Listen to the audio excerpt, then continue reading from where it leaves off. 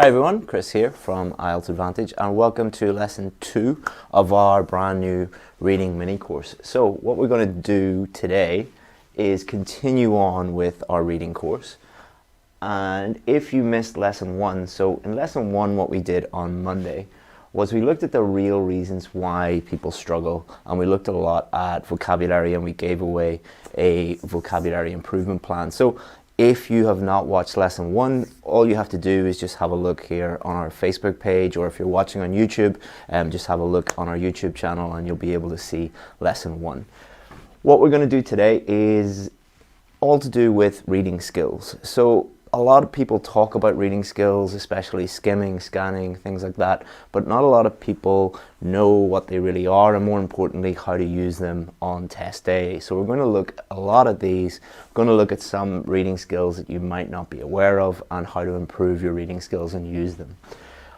On Friday, so today's Wednesday, on Friday, we're going to look at a strategic approach and how you can use strategies for all of the different types of questions. And that'll be our third and final lesson on Friday. So today, you're watching it now, but on Friday, it'll be at 11 a.m. So let's get going. Before we get into lesson 2, let's have a look again at this, because this is what the whole of this mini course is about. The main reason why people struggle with IELTS reading is they focus on this. They're just the top of the pyramid, which is tips. They want tips and tricks and hacks and shortcuts, and they ignore all of these things, which are way, way, way more important. So in lesson 1, we talked a little bit about mindset and how that's important, but we'll talk about that throughout this course, including today. On Monday, in lesson 1, we looked at vocabulary and why the reading test is as much a vocabulary test as it is a reading test. And if your vocabulary isn't at a certain level, then you're really, really going to struggle. So if you haven't watched lesson 1, you can go back and watch that after this one. What we're going to look at today is to do with strategy, skills, and then on Friday, we will look at strategy. So let's have a look here at what we'll be doing today. So just to state again, we'll be looking at skimming, scanning. We'll also be looking at close reading. This is probably the most misunderstood or the most misused of the reading skills. And we'll talk about the real problem. When it's related to skimming, scanning, close reading, all of these skills, we'll talk about the real problem, the real reason why people aren't using these correctly, and why you'll get into trouble if you don't understand these and you don't work on them. Also, as a little giveaway today, what we're going to give you is full access to our fundamentals course. If you haven't done our free fundamentals course, we're going to give you instant access to that today for free. I'll tell you a little bit more about that at the end of the video.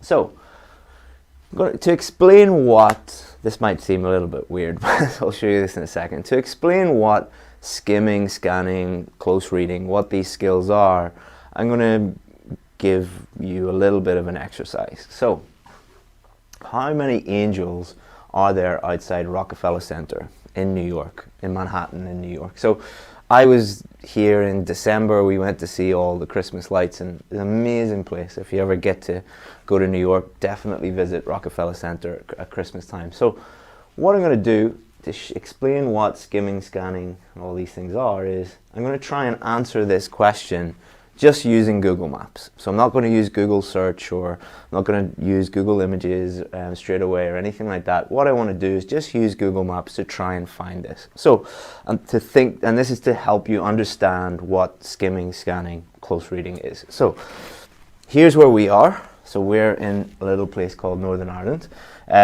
So if I need to find out where Rockefeller Center is, what do? So we don't zoom out and then go to France and look everywhere we can in France, and look everywhere in Germany, and look everywhere in Norway, and look everywhere in Algeria and Chad and all of these places. No, what we're going to do is we're going to zoom out and we're going to scan quickly for the United States, because we know it's in New York, and I assume that you know New York is in the United States. So we quickly go over here, we scan over here. Okay, it's not Canada, it's not Mexico, it's the United States. Now, what do we do next? Do we go to every single state in America and try and find Rockefeller Center there?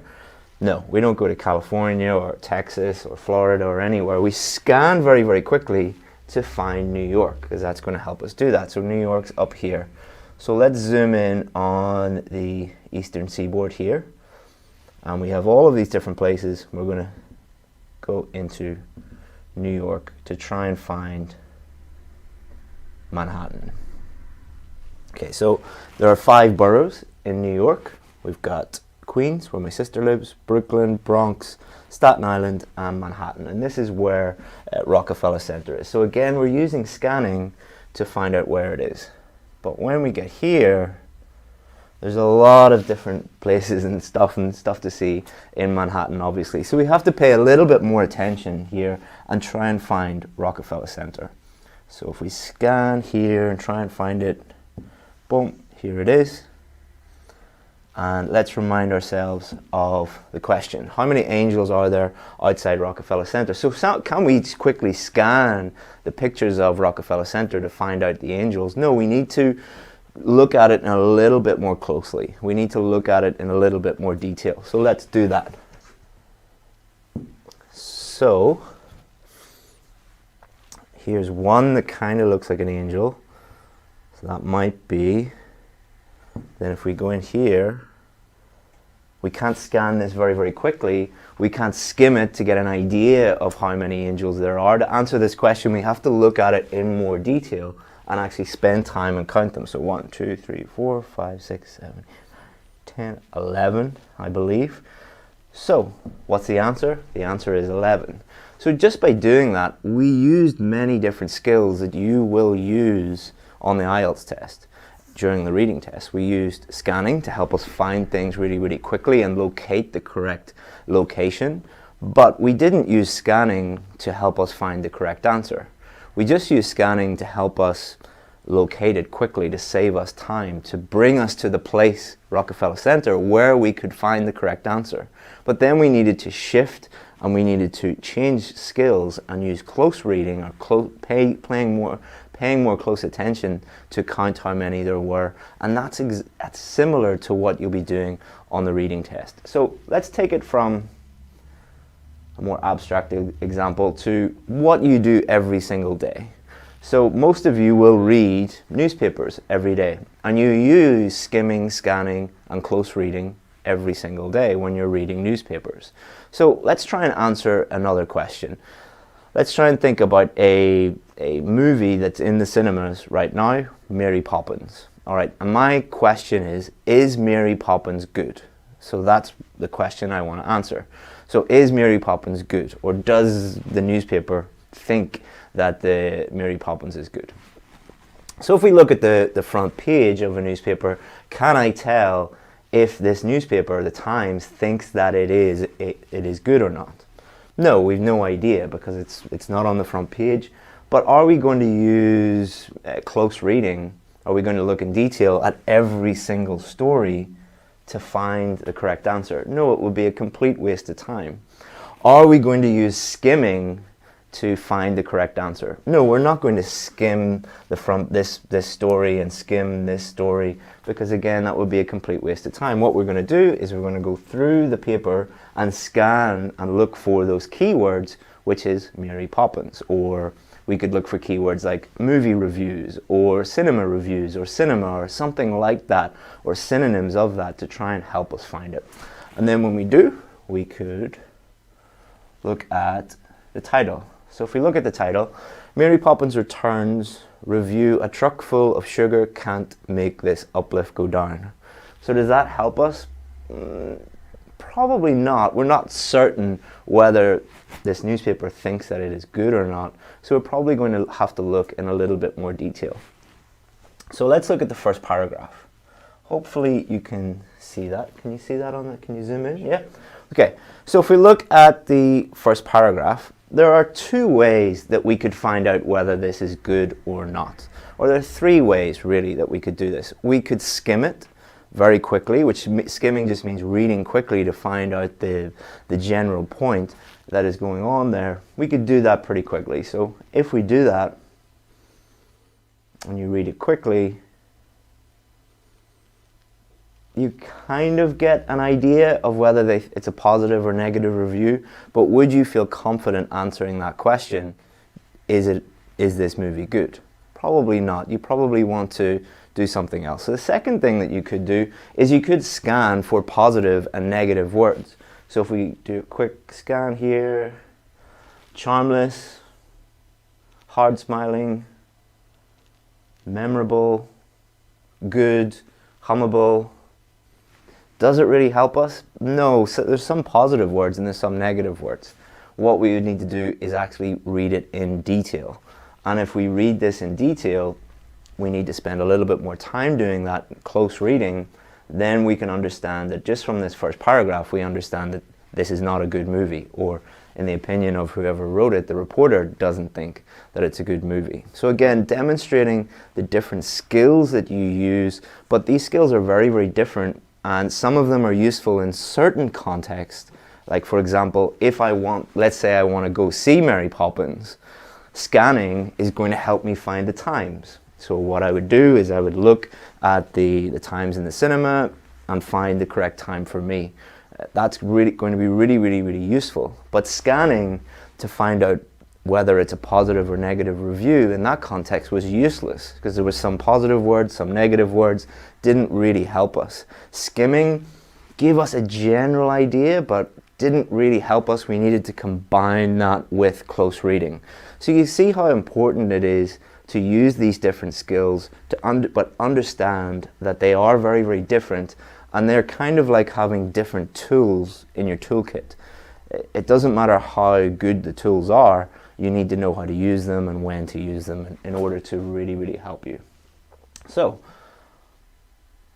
let's think about the different reading skills that we have. So when you ask most students or most teachers, like, what are the skills that students need to be aware of, or what are the things that will help me in the reading test, they'll normally talk about skimming and scanning. So that is true. They are two very useful skills to have, but that is just a small part of the story. Because if you go into the test and think, all I have to do is just skim and scan and then find the correct answer, you're going to be in a lot of trouble. If we go back here, could I just skim and scan this and find out the answer to the question, which is Mary Poppins good? No, wouldn't really help us, because there are other skills that we need to be aware of. Maybe not necessarily a skill, but very, very, very important, which is why I've included it here. Number one, you need to understand the question.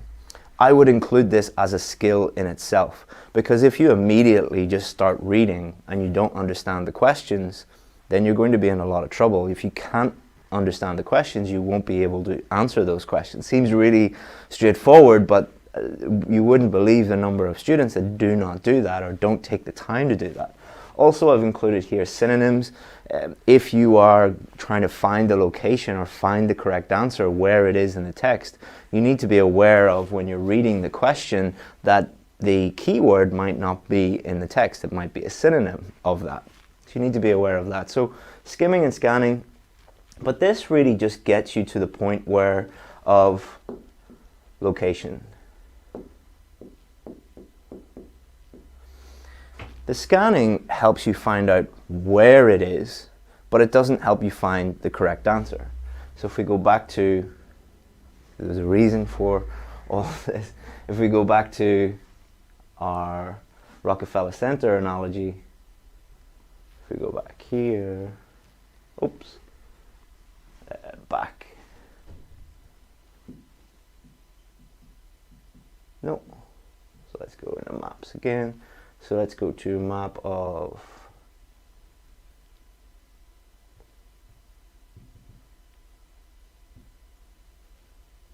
New York. Map NYC. So if we go back here, not available. Okay, excellent. If we use this one, nope. All right. So if we use that one, it doesn't help us answer this question. But it helps us find the location. All right. So that's why it is very important to understand the difference between these. But the real thing is you need to be aware of how important close reading is. It's really, really, really important that you understand in detail what is going on. And then, last but not least, you need to have the confidence then to decide the answer, to come to a conclusion, and to be able to confidently state, I know this answer. So, for example, with true, false, not given, it doesn't matter if you're really good at skimming and scanning and even close reading. If you don't have the confidence to say, based on all of this, I think it is not given, or I think it is true, or I think it is false, then you're going to be at a loss. So these are all of the things you really need to think about. So again, these are important, but they're not the most important. And they're just, two tools in an array of tools that you need in your toolkit. So think about how most students use these skills. So most students just think skimming, scanning, find answer. So what about the question? What about understanding that? What about close reading? So when you are thinking about these skills, think about all of them being used, but not as in step 1, do this, step 2, do this, step 3, do this, step 4, do this, step 5, do that. It's not a step-by-step system. They are just tools in your toolkit, and you need to be good at all of them and be aware of the difference between them and how they are used for each different type of question. So let's look at why, if you just skim and scan and then do that and use them in order, why you might be in trouble. We'll look at 2 of the most common types of question. So we have matching headings, which a lot of people complain about and ask for help with, and true, false, not given. So for matching headings, you're not going to look at the questions first, you're going to look at the text first, and you're going to skim the text to get the general idea. So you're going to read it quickly. That doesn't mean read the first sentence and second sentence. It means read everything pretty quickly to find out the general meaning of each paragraph. Then you will go to the questions, and you'll try to understand the questions. Then you will read it quickly, in more detail. So here's where you read it quickly, here's where you're reading it more slowly, thinking about the answer, and then you're going to decide your answer, which is in contrast to true, false, not given, where you're looking at the questions. So here, you're looking at the questions second. Here, you're looking at the questions first. Then you're going to scan. You're not skimming at all. So you're not scanning at all when it comes to matching headings. You're not skimming when it comes to true, false, not given. You're scanning more. Number 3, then you're going to read things carefully and then decide your answer. So if you think about it in a very simplistic way, which is what most students think is just skim, scan, find the answer, you are going to be in a lot of trouble, because that's applicable to some questions, but it needs to be a little bit more nuanced for all the other types of questions. So let's have a look then at how to improve these skills. So let's look at how to improve your scanning. So I'm going to give you some exercises that you can do either on your own, but it's better if you have a partner. So you can do it online with a partner, or with a partner in your physical location, or if you're in an English class, you can do these during class or after, depending on what your teacher wants to do. But to improve your scanning, find an article. It could be a newspaper article, as long as it's in English, or it could be like an online newspaper. Identify some important words, so not too many, like 5 to 10 words. Change some words to synonyms, so let's say change 50% of those words to synonyms, and then swap with your partner. So give your partner your article and the words, and then what you can do is you can turn it into a game. You can race to see who can match the words, or who can locate the words as quickly as possible. So when you locate the word, you underline it or highlight it, and the first person to scan and identify all of those words, including the synonyms, wins. And if you do that regularly, you're really going to improve your scanning ability. Because most students think that this is easy and they just will be able to do it naturally, but it's a skill you do need to work on. In my experience, some students really are not able to do this well, so if the more you practice it, the better it's going to become. So it's going to improve your scanning and your vocabulary at the same time. Let's move on to skimming. So again, you can do this by yourself, but it's better to do it with a partner. So again, find a newspaper article, look at each paragraph in the newspaper article, or it could be an academic journal, or it could be anything really, and create a title for each paragraph. So set yourself a time limit. It could be 1 minute, 2 minutes, 5 minutes, depending on the length of the article. Look at each paragraph and think about, if I had to create a title for this paragraph, what would it be? Then swap your text and your titles, so it's better to cut these out so that the person has to match each title with the appropriate paragraph. So you're creating your own and then swapping with the partner, and create a time limit, and whoever matches the most in the time limit, 2 minutes, 5 minutes, whatever it is, wins. Really, really simple game, but by creating your own titles, it's forcing you to kind of reverse engineer the whole system. So thinking about how you would summarize what's contained in the paragraphs yourself, and then helping you skim really, really quickly by matching those with your partner's article. So just a really simple, easy game. You can do it by yourself. Maybe the easiest way to do it by yourself is do this, and then once you forget about it, do it a week later and try and match them up yourself. Improve close reading. So again, you can do this by yourself, but it's better with a partner. Number 1, find an article. Again, it doesn't really matter. Write one comprehension question for each paragraph. So take each paragraph and think, remember you're reading for detail. So think of a comprehension question that the person can only find out what the answer is if they read the paragraph in detail. So they slow down, they're not skimming, they're not scanning, they're really thinking about the detail in the paragraph and come up with a question to do that. Again, just swap with a partner, time limit, whoever gets the most correct in the time limit wins. So you can make a little game out of it. You could do this yourself as well. So they are skills, like any skill, like basketball, football, any skill that you are trying to get better at, you need to do those things. And those are just really easy little exercises that you can do. So to summarize everything, if you want to improve your reading skills, number 1, you need to understand the difference. You need to understand the difference between skimming, scanning, close reading, understanding the question, coming to a conclusion and deciding the correct answer. Understand what those are and the differences between them. Number 2, practice thoughtfully and regularly. So what I mean by practicing thoughtfully is actually think about where you're going wrong. Think about your strengths. Think about your weaknesses. Those little activities have been designed to really make you think about that. So if you're getting any ones wrong, think about why you got them wrong and think about what you need to do to improve. And you need to be doing these regularly. You can't do these the night before your test. If reading skills are something you really need to work on them every single day for weeks, for months, and then you're guaranteed to improve. And number 3, have a step-by-step strategy for all of the different question types. So we looked at a very simplified version for matching headings and true, false, not given. By the way, this is not a full step-by-step strategy for these ones. These are just very simplified versions of the ones we do to just help you understand the differences between them.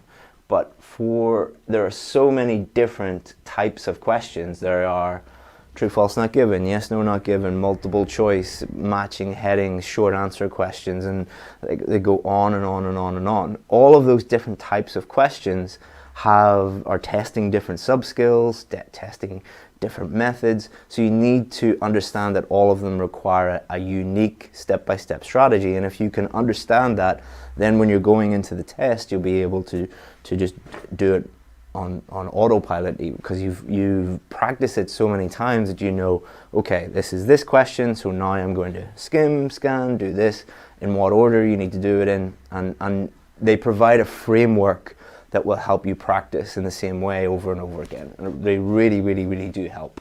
So we'll be looking at those in lesson 3. So today's Wednesday. On Friday, a little bit earlier, because Friday, stuff to do in the afternoon. So at 11 a.m. UK time on Friday, we're going to have the third and final lesson, and that is going to focus completely just on strategies and how to use them. So, if you want the fundamentals course, because a lot of you on Monday were asking, how can I improve my listening? How can I improve task 1 writing? How can I improve task 2 writing? How can I improve speaking? How can I improve all of these different things?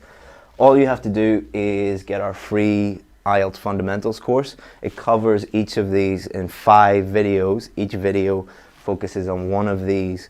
It's helped thousands and thousands of people get the scores they need. You can get it today absolutely for free. Just click the link. If you are on Facebook, you'll find it above the video. If you're YouTube, you'll find it below in the description. All you have to do is just click that link and follow the instructions. So, I think that's going to be it for today.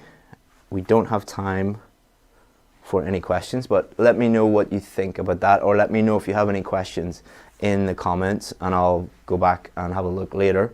And hopefully you enjoyed that. And if you haven't seen lesson 1, you can go back and watch that, and I'll see you live at 11 AM on Friday for lesson 3. Thank you very much. Bye-bye.